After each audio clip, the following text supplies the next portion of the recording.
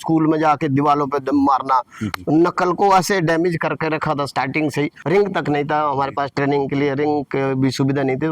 मैंने सोचा कि मैं तो कुछ नहीं कर सकता, सीट कवर वालों के पास जाके उनको उनसे रिक्वेस्ट करते हमारे को स्पंज के टुकड़े जो आपके बेस्ट है वो दे देना। डॉक्टर साहब हमारे संजय चौधरी जी थे, तो उनका भी स्पोर्ट्स के प्रति उन्होंने हमारे को मोटिवेट किया।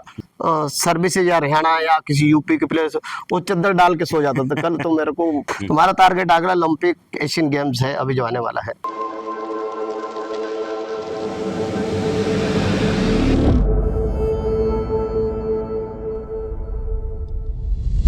स्पोर्ट्स मिरर वन के सभी दर्शकों का बहुत बहुत स्वागत है। हमारे पिछले एपिसोड जिस तरह से आपने देखे हैं और जिस तरह से आपकी प्रतिक्रियाएं आई हैं, निश्चित तौर पर हमारी पूरी टीम उससे बहुत ज़्यादा प्रसन्न है, आह्लादित है। और आज के इस अंक में हम आपकी मुलाकात एक ऐसे खेल से जुड़े हुए कोच से कराना चाहते हैं जिन्होंने अपने 20 साल के जो कोचिंग करियर है उसमें लगभग 100 से ज़्यादा प्लेयर्स उनके ऐसे हैं जो अलग अलग डिपार्टमेंट्स के जॉब में हैं। उनके अलावा लगभग 50 से ज़्यादा 60 से ज़्यादा इंटरनेशनल प्लेयर्स जिन्होंने दिए हैं और जिन्होंने 50 से ज़्यादा इंटरनेशनल मेडल्स जीते हैं। और पूरे प्रदेश में बात करें तो 1500 से ज़्यादा नेशनल प्लेयर्स इन्होंने तैयार किए और जिन नेशनल प्लेयर्स ने 500 से ज़्यादा मेडल्स मध्य प्रदेश को नेशनल चैम्पियनशिप में दिलाए हैं। तो ऐसा एक करियर उनका रहा है। अपने समय के एक शानदार खिलाड़ी रहे। लगभग 10-12 साल तक उन्होंने भोपाल शहर में रहकर बॉक्सिंग खेल को सीखा और उसके बाद कोचिंग फील्ड में आए। एक बहुत जाना पहचाना नाम है मध्य प्रदेश का ही नहीं बल्कि पूरे देश का। और हाल ही में इंटरनेशनल जो बॉक्सिंग चैम्पियनशिप हुई है उसमें इंडियन टीम के कोच के रूप में भी अपनी सेवाएं दे चुके हैं और काफ़ी इंटरनेशनल टूर्स उन्होंने किए हैं इंडियन टीम्स के साथ, चाहे वो जूनियर लेवल पर हो या सीनियर लेवल पर हो। और उनके लिए या सभी जो हमारे कोचेस हैं, जो गुरु हैं, उनके लिए जो एक बहुत पुरानी जो बात चली आ रही है, कहा जाता है कि गुरु गोविंद दो खड़े काके लागू पाए और बलिहारी गुरु आपकी जिन गोविंद दियो बताए। तो ऐसा दोहा जो निश्चित तौर पर युवाओं को प्रेरित करता है और गुरु का जो सम्मान रहता है वो बढ़ाता है। तो आइए आज मिलते हैं बॉक्सिंग कोच के उसी गुरु से जिसका नाम है श्री रोशन लाल। रोशन लाल मध्य प्रदेश बॉक्सिंग एकेडमी जो मध्य प्रदेश गवर्नमेंट की है उसमें हेड कोच हैं और साथ ही साथ 20 सालों से, जैसा मैंने बताया, कि प्लेयर्स को तराश रहे हैं और आज भी उनके तराशे हुए प्लेयर्स पूरे देश में बॉक्सिंग खेल की जो अलग है उसको जगाए हुए हैं। तो रोशन जी बहुत बहुत स्वागत आपका स्पोर्ट्स मिरर वन के इस एपिसोड में। रोशन जी, एक 20 साल का कोचिंग करियर, उसके पहले 10-12 साल आपने बॉक्सिंग सीखी थी, उसके बाद आप कोचिंग फील्ड में आए। तो पहले हम थोड़ा शुरुआत से जानना चाहेंगे कि बॉक्सिंग खेल की तरफ आना कैसे हुआ, क्योंकि मध्य प्रदेश में मेरे ख्याल में 30 साल पहले उतना बॉक्सिंग को लोग जानते नहीं थे। बॉक्सिंग मेरा ऐसा था कि मैं बॉक्सर बनूंगा। मैं स्टार्टिंग में जब घर में भी पेड़ों में हम बोरा टांगते थे मिट्टी भर के, उसमें पानी डालते थे, सुबह उसमें मारना, ये करना, अपने दीवार स्कूल में जाके दीवालों पे दम मारना, नकल को ऐसे डैमेज करके रखा था स्टार्टिंग से ही। तो अपने अंदर एक जुनून था कि मैं कुछ बॉक्सिंग फील्ड में आगे जाना चाहता हूँ।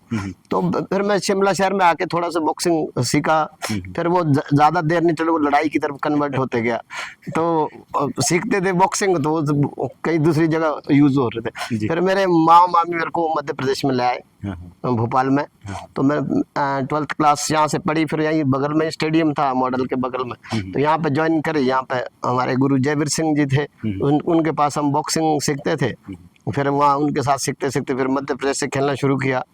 तो मध्य प्रदेश से खेलते खेलते फिर यहाँ पे स्टेट चैंपियन हुआ। स्टेट चैंपियन के बाद नेशनल खेलना शुरू किया। ऑल इंडिया यूनिवर्सिटी मैंने 6 ऑल इंडिया यूनिवर्सिटी खेले हैं। नेशनल गेम पंजाब खेला है 2001 में, और सीनियर नेशनल में 3 खेले हैं और एक बार यूनिवर्सिटी मेडल था। और उसके बाद स्टेट में मैं कई बारी चैंपियन रहा यहाँ पे भी। और अच्छे कोचिंग लाइन में, यहाँ रिंग तो था नहीं हमारे पास भोपाल में। जबलपुर में जाके जब हम ट्रायल में जाते थे, वहाँ सर्विस सिग्नल के बॉक्सर, बॉय स्पोर्ट्स कंपनी के बॉक्सर और साई के boxer, Jabalpur Sai, Bhilai steel plant, उनसे जीतना उस टाइम बगैर रिंग के होते हुए अपनी अंदर जुनून था, तब भी मैं चैंपियन होता था मध्य प्रदेश में और अपना सिलेक्शन नेशनल के लिए करवाता था। तो ऐसे अपना नाम रहा मध्य प्रदेश में भी। और उसके बाद 2003 में फिर NIS करने चले गए पटियाला, 1 साल का डिप्लोमा कोर्स करा कि अब कोचिंग लाइन में आए। तो भोपाल में उस टाइम तक भी रिंग था नहीं। जी जी। फिर उसके बाद साई का जो, तो वहाँ पे रिंग एक नीचे लगाया था हमने ग्राउंड में। पहले हमने मॉडल स्कूल में शुरू किया था। मॉडल स्कूल में नीचे जमीन में, आपको याद होगा शायद, जी जमीन में हमने रिंग लगाया था नीचे। उसके बाद हमने फिर साई में वहाँ पे स्पोर्ट अथॉरिटी ऑफ इंडिया का हॉस्टल चालू हुआ। फिर वो कुछ साल उधर शिफ्ट हो गए। फिर हम यहाँ करते रहे स्टेडियम में। तो काफ़ी समय 2000 के बाद हम यहीं करते रहे। मैं सीनियर खिलाड़ी था यहाँ का, फिर और भी खिलाड़ियों को सिखाता था साथ में। फिर उसके बाद नेशनल गेम में पंजाब खेलने के बाद दिल्ली नेशनल में मेरा सिलेक्ट हुआ था 2002 में। तो उसके बाद 2003 में मैं फिर नेशनल के लिए NIS के लिए चले गया। फिर कोचिंग लाइन में मैंने अगस्त 2004 में मैंने ज्वाइन किया खेल विभाग।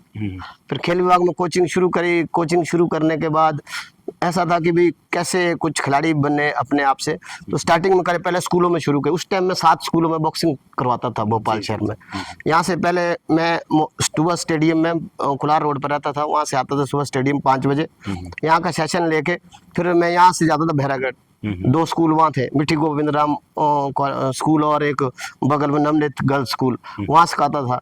फिर आता था कमला नेहरू स्कूल में यहाँ पे, फिर वहाँ लड़कियों को ट्रेनिंग करा। यहाँ से जाता सत्य साई कॉलेज, फिर ग्रीन वैली स्कूल, फिर राजकमल स्कूल जाता था लास्ट में। फिर मैं पहुँचता था 2:45 बजे घर में, तो फिर लंच करता था और 4 बजे फिर स्टेडियम आ जाता। और मैंने बहुत संघर्ष करा उस टाइम के उसमें। तब खिलाड़ी आना शुरू हुए स्टेडियम के, बॉक्सिंग को पहचान बनाना था यहाँ पे कि फिर स्टाइल धीरे धीरे खिलाड़ी आना शुरू हुए। फिर उनमें से एक बारी नेशनल कोई हो गया, सिलेक्ट हो गया। फिर 2005 में स्वर्गीय प्रसून सारंग समिति करके विश्वास सारंग, हाँ भोपाल में हुई थी। तो तब माहौल बनने लगा। तब मैं अपने खेले तो हमने रनर अप 3 चैंपियनशिप जीती थी। उस टाइम डायरेक्टर साहब हमारे संजय चौधरी जी थे, तो उनका भी स्पोर्ट्स के प्रति उन्होंने हमारे को मोटिवेट किया और चेक अवार्ड देके उस टाइम 10,000 की राशि इस टीम के लिए। तो और भी इनक्रेज वो खिलाड़ी बढ़ने लगे। उसके बाद नेशनल के लिए हमारे सिलेक्ट होने लगे खिलाड़ी। फिर 2007 में खेल विभाग द्वारा एकेडमी शुरू करेगी, आपको कैसे एकेडमी को रन करना है। तो डायरेक्टर साहब था, फिर हमारे स्पोर्ट्स मिनिस्टर का बहुत बड़ा रोल था उसमें चलाने में। तो हमारे पास ये सब चीज़ें आती गई। एकेडमी खुली, एकेडमी के बाद सुविधा होते गई। फिर हमने यहाँ छोटे से शेड से एक शुरू करी 2008 में।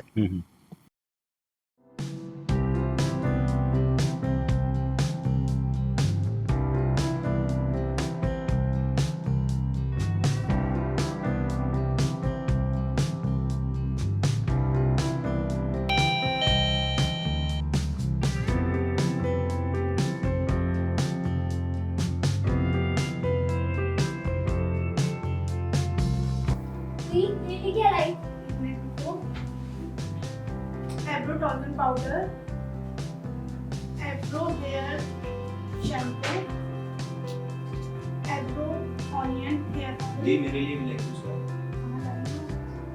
Ebro charcoal face wash, Ebro the word of Aldi Cosmetics.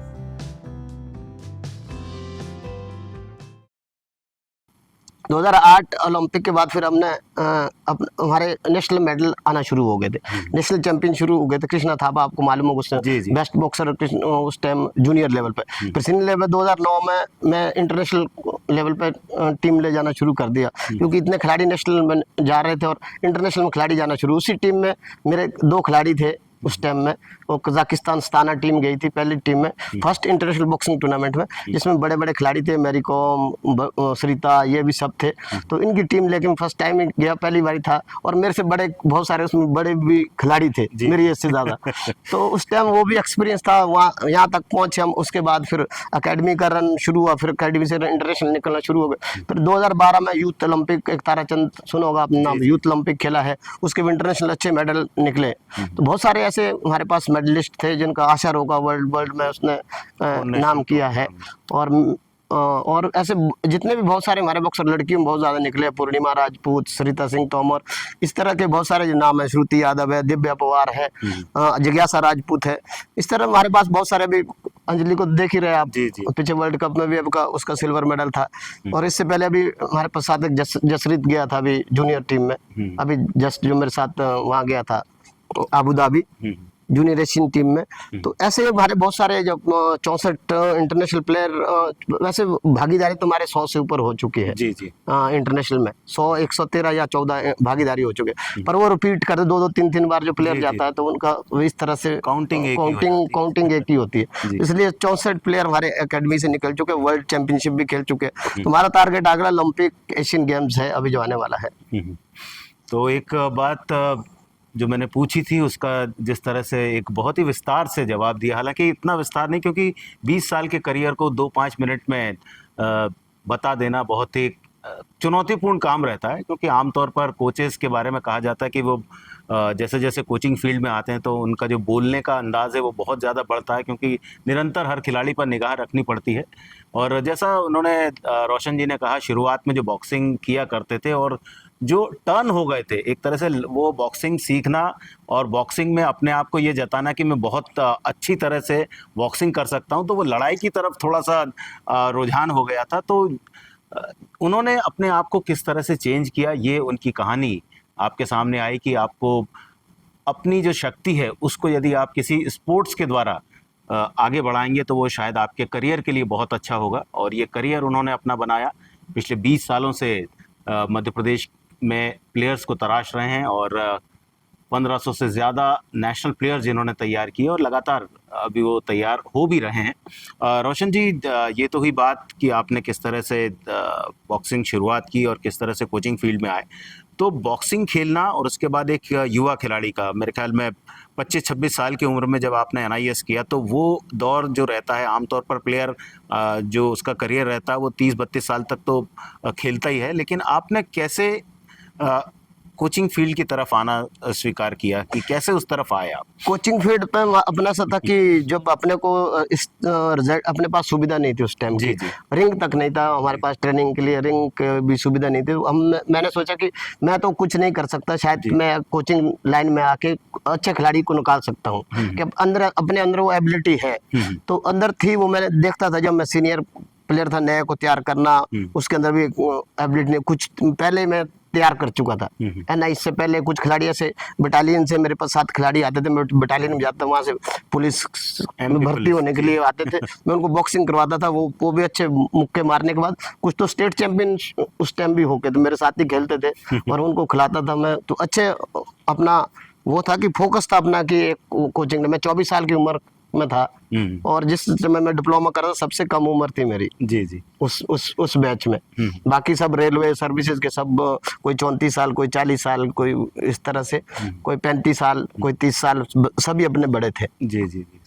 तो एक छोटी सी उम्र में जिन्होंने NIS किया और उसके बाद उस फील्ड को इतना मजबूत बना दिया कि आज पूरे देश में रोशन लाल जी एक ऐसे बॉक्सिंग कोच के रूप में प्रसिद्ध हैं जो बहुत ज़्यादा डेडिकेशन के साथ, बहुत ज़्यादा अनुशासन के साथ रहते हैं और प्लेयर्स को भी उसी तरह से अनुशासन में रखते हैं।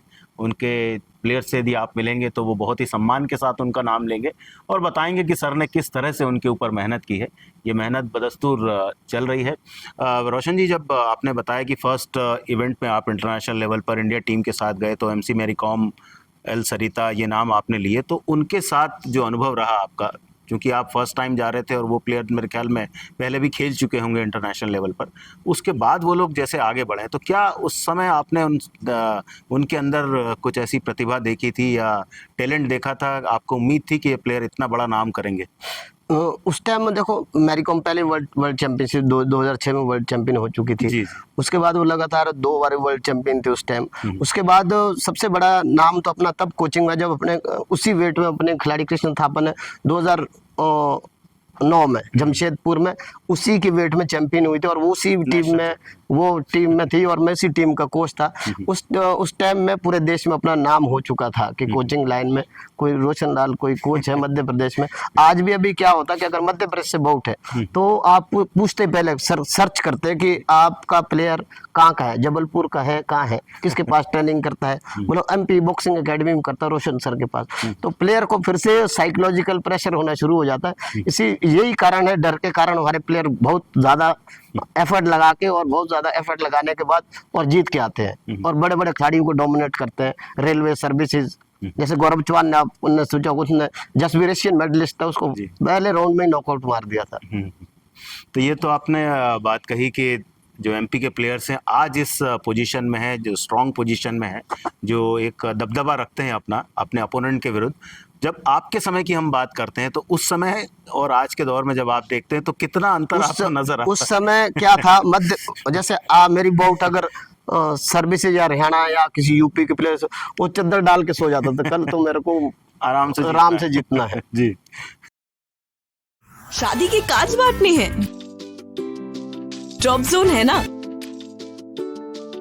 घर से टिफिन मंगवाना है, ड्रॉप जोन है ना। शहर से बाहर हो और रिलेटिव के यहाँ पैकेट भेजना है, ड्रॉप जोन है ना। शहर में कहीं से भी अपना पैकेज पिक या ड्रॉप करवाएं। ड्रॉप जोन है ना। Drop zone.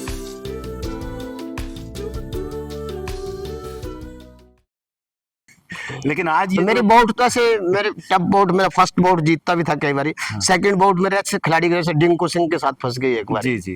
तो डिंको सिंह का फुटवर्क इतना फास्ट था कि मैं उसको मारने जाता तो मार के निकल ले, इतना फास्ट था उसका फुटवर्क। तो एक प्लेयर था उस टाइम, डिंको सिंह का नाम बहुत था, उसके साथ भी फाइट करी हमने। अपना एक्सपीरियंस था एक लाइफ का कि हमने उसके साथ भी खेले हैं। तो कोचिंग फील्ड में जब आप आए, एक यंग एज में जब कोचिंग फील्ड में आए और जब पटियाला से जहाँ से आपने किया है वहाँ से आए, तो एक जोश रहता है कोच के अंदर, या जब वो कोच बन जाता है कि अब मुझे बहुत कुछ, वो सपने भी देखता है कि मुझे क्या करना है। लेकिन उस समय उस दौर में जो सुविधाएं आपको चाहिए थी, क्या वो प्रॉपर थी सुविधाएं आपके पास? अपने पास ऐसा कोई सुविधा नहीं थी। यहाँ पे टीटी नगर स्टेडियम में एक अपने पास पंचिंग बैग था, जी जी। तो वो भी बहुत पुराना पड़ा था, उसको हम फिल करते सिलते थे, बार बार उसको ले जाते थे। उसको रात को सीट कवर वालों के पास जाके उनको उनसे रिक्वेस्ट करते, हमारे को स्पंज के टुकड़े जो आपके बेस्ट है वो दे देना। और ये हनुमान मंदिर था जवार चौक में, वहाँ नारियल का जूट पड़ा, उनको अलग अलग करके उसको फिल करके फिर उसको दोबारा तैयार करते थे। फिर उस दोबारा वो फटता था, फिर उसको तैयार करते हैं। फिर धीरे धीरे जाके जब अकेडमी शुरू हुई, ये तो बहुत सारा कठिनाइयों का सफर। मैंने आपको बताया कि पहले मेरे को पूरा शहर में बॉक्सिंग का, पहली बात तो अपने पास एक रिंग ही नहीं था, रिंग ही नहीं था प्रॉपर, और हमारे पास एक फेंसिंग का हॉल था पीछे, एक साइड फेंसिंग करते थे, एक साइड हम करते थे बॉक्सिंग। तो बस वो बीच में हॉल ही थे, एक साइड वो करते थे, एक साइड सामने एक मिरर था हमारे पास, एक पंचिंग बैग था, बस उसके हिसाब से हम चलते थे। और उसके हिसाब से भी हमने स्टेट चैंपियनशिप और केओ कप हुआ था उस टाइम 2005 में, उसमें भी 9 मेडल उस टाइम हमारे बच्चों ने जीते थे बॉम्बे पुणे थाना में जाके। उसके बाद हमारी एकेडमी शुरू हुई 2007 में। 7 के बाद ये सफर 8 में सीनियर नेशनल पहली बारी ले गए थे हम टीम को 2007 में। उसमें 3 खिलाड़ी एकेडमी के थे और उस टाइम पार्टिसिपेशन करा उन्होंने पहली बारी। तो अपने को पता लगा कि सीनियर लेवल पे क्या होता है, कैसे अपने को तैयारी करनी है, हम कहाँ स्टैंड करते हैं, सर्विसेज कहाँ स्टैंड करते हैं। तो उसके हिसाब से तैयारी शुरू करी। फिर ट्रेनिंग के कंसेप्ट को समझा हमने कि कैसे ट्रेनिंग का क्या है। फिर इंडिया कैंप में 2006 से स्टार्टिंग मैंने जूनियर टीम से करी थी। शिलारू में high altitude training centre Shilaru में है, वहाँ मैं इंडिया टीम के साथ था। 3 महीने कैंप वहाँ पे लिए थे स्टार्टिंग में। तो उस टाइम हमारे पास जो फॉरनर कोच फर्नांडिस था, उसके साथ में बहुत, आज भी मेरा वो दोस्त है अभी तक। तो अभी भी उसने एक फॉरनर कोच ला के हमारे को दिया था। तो अभी उससे मैंने बहुत सारे कंसेप्ट सीखता था कि कोचिंग बाहर क्या करना, प्लेयर कैसे इनसाइड क्या रिंग के अंदर क्या स्ट्रेटेजी बनानी है और बाहर क्या उसको कराना है, और दूसरे ओपोनेंट को क्या शो करना और कैसे। तो आप तभी जीत पाओगे आप जब आपके पास स्ट्रेटेजी होगी। स्ट्रेटेजी को तैयार करके आप उसको इम्प्लीमेंटेशन करोगे, और टेक्निक भी तभी आपकी यूज होगी जब आप खिलाड़ी कोच को समझ पाए। तो खिलाड़ी कोच को समझ पाए और किस तरह की टेक्निक अप्लाई करनी पड़ती है, किस तरह से स्ट्रेटेजी बनानी पड़ती है, ये सब कोच का काम रहता है, या कोच अपने काम को उसमें जोड़ लेता है। क्योंकि कभी कभी ऐसा भी रहता है कि कोच के साथ साथ सपोर्टिंग स्टाफ आपके पास बहुत कम रहता है। आज के समय में ज़रूर वो सपोर्टिंग स्टाफ बढ़ गया है, लेकिन कोच के बारे में कहा जाता है कि प्लेयर तो घर जाकर सो जाता है, लेकिन कोच राउंड द क्लॉक जागता रहता है। वो सोचता रहता है कि मेरे प्लेयर को कल मुझे क्या कराना है, किस तरह से ट्रेनिंग कराना है, क्यों उसका जो प्रदर्शन है वो निखर कर नहीं आ पा रहा है। तो ये सभी चीज़ें, ये सभी प्रेशर कोच अपने अंदर झेलता है, जो शायद आम लोगों को पता नहीं चलता। ये रोशन जी ही बहुत अच्छी तरह से बताएंगे कि रोशन जी जब शुरुआत में आए और ये सब आपने सीखा कि कैसे कैसे कोचिंग फील्ड में आगे बढ़ना है और अपने सेंटर को भी देखना है, उसके बाद जो फेडरेशन आपको जॉब दे रही है उसको भी देखना है, तो वो मैनेज करना भी बहुत मुश्किल हो जाता है। क्योंकि यदि कोच अपने जो क्लब है या जो भी एकेडमी वहाँ से 3 महीने के लिए इंडिया कैंप में जाएगा तो यहाँ उसका प्रभाव ज़रूर पड़ेगा। वो ना एक इसका बहुत अच्छा हमारे को एक हमारे पास था साई का जो हॉस्टल था, जी जी स्पोर्ट्स अथॉरिटी हॉस्टल था भोपाल में। जी। तो जब हमारे खिलाड़ी नेशनल में हमारे 3 मेडलिस्ट प्लेयर थे जमशेदपुर में, एक चैंपियन थे। तो जब हमारा नाम इतना हो गया था सीनियर नेशनल में, तो हमने रिक्वेस्ट करी फेडरेशन की भोपाल में कैंप लगा दे। जो 2009 से लेकर 12 तक यहाँ कैंप रखा ओलंपिक, जब मैरी कॉम का मेडल आया तो मैं उसी कैंप में अटैच था, अपना सेंटर भी देखता था और साथ में उधर भी कैंप में भी था। तो एक 2 सेशन वहाँ लगाता था और मिड डे का सेशन यहाँ पे अपना खिलाड़ियों को लेता। बाकी उससे हमारे को बहुत ज़्यादा फायदा हुआ, यहाँ भी ट्रेनिंग आना, अपने प्लेयर को वहाँ ले जाना, तो उससे बहुत खिलाड़ियों को सीनियर खिलाड़ी के साथ कैसे करना, तो अपना ये एक बढ़ता गया सिस्टम आगे। तो हमारे पास सुविधा भी बढ़ती गई। यहाँ पे जब प्लेयर परफॉर्म कर रहे थे तो हर प्रकार की सुविधा आती गई। आज जब हमने इतने सारा परफॉर्म किया तो आज ये सब सिस्टम था। हमने एक छोटे से शेड से शुरू किया था। जब संजय चौधरी डायरेक्टर थे तो उन्होंने एक रिंग अपने 2008 में रिंग आया था पहली बारी, जब बीजिंग ओलंपिक हुआ था। तो एक शेड के नीचे हमने उसको असेंबल किया था। हमने फिर अखिल को उस टाइम इनवाइट किया था, उसने क्वार्टर फाइनल तक अच्छा परफॉर्म किया था। तो यहाँ में क्वार्टर फाइनल खेले अखिल कुमार। हाँ, अखिल कुमार। तो हमने उनको इनवाइट किया था उस रिंग पे, उनकी ओपनिंग की ट्रेनिंग करवाई और फिर ओपनिंग भी करी, सब उसको वहाँ पे सिस्टम शुरू करा। यहाँ पे फिर धीरे धीरे 2 रिंग शुरू हो गए और पंचिंग बैग आना शुरू हो गए। जैसे फैसिलिटी बढ़ती गई हमारा भी रिजल्ट बढ़ता गया। और उसके बाद हमारे इंटरनेशनल प्लेयर को जाना, बहुत सारे इंटरनेशनल प्लेयर गए और इंडिया कैंप में हमारे प्लेयर रहते ही हर बारी। और खिलाड़ी फिर इंडिया कैंप में आने के बाद वहाँ दूसरे प्लेयर को पता चलता है जो अकेडमी में रहता है इंडिया कैंप में क्या किस तरह से रहते हैं, तो यहाँ का अनुशासन क्या। हम यहाँ पे जैसे इंडिया कैंप में फैसिलिटी आज की डेट में हमारे पास वो फैसिलिटी आज भी है, और इसीलिए हमारे खिलाड़ी हर बारी इंटरनेशनल में निकल रहे हैं और इंडिया कैंप में भी परफॉर्म कर रहे हैं। अभी खेलो इंडिया में हमने यहाँ पे जब लास्ट टाइम खेलो इंडिया होता तो सबसे ज्यादा मेडल दिए, 13 मेडल थे। 20 में से 13 मेडल लाना और एक बार में ही। तो ये अपना अकेडमी का ही दबदबा था पूरा। और रोशन सीनियर नेशनल हमने 2022 में कराई थी, जिसमें हमारी रनर अप चैंपियनशिप थी रेलवे के बाद। जी और स्टेट में तो हम फर्स्ट मान के चलो जी, हरियाणा से भी ऊपर थे हम। हरियाणा 3rd प्लेस पे थे।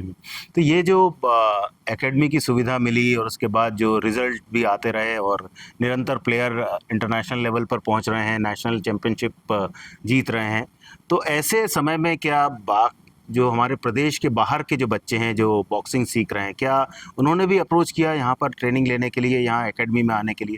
किस तरह से एकेडमी में जो आने का प्रोसेस आपने किया है? अभी क्या हम टैलेंट सर्च करते हैं पूरे मध्य प्रदेश में जाके। मध्य प्रदेश में जाके हम टैलेंट जहाँ जहाँ बॉक्सिंग है एसोसिएशन के साथ कोऑर्डिनेट करके कि हम आपके वहाँ टैलेंट सर्च कर रहे हैं, ये डेट हम उसको पहले गैजेट के थ्रू पेपर के माध्यम से और उसको हम पूरे डिस्ट्रिक्ट प्रसार पूरा। तो इस डेट में अगर इंदौर में हो रहा तो इंदौर में सारे बच्चे आ जाएंगे बॉक्सिंग के, तो उनका वहाँ ट्रायल लेते हैं, जो भी हमारे बैटरी टेस्ट होते हैं, जो स्किल टेस्ट होते हैं, तो उस बेस पे हम फाइनल टेस्ट के लिए फिर यहाँ बुलाते हैं उसको प्लेयर को। क्योंकि स्टार्टिंग में तो हमारे को सिर्फ 7 सीटों से हमने शुरू करा था बॉक्सिंग, 7 प्लेयर्स से। तो डे बोर्डिंग क्या था उसमें? बोर्डिंग था स्टार्टिंग में। अच्छा। उसके फिर 6 महीने के बाद डे बोर्डिंग शुरू किया। 4 लड़की है तो उसमें 4 लड़के थे, 3 लड़के थे। और उसके बाद 7 से हमने शुरू करके आज 56 में पहुंच गए।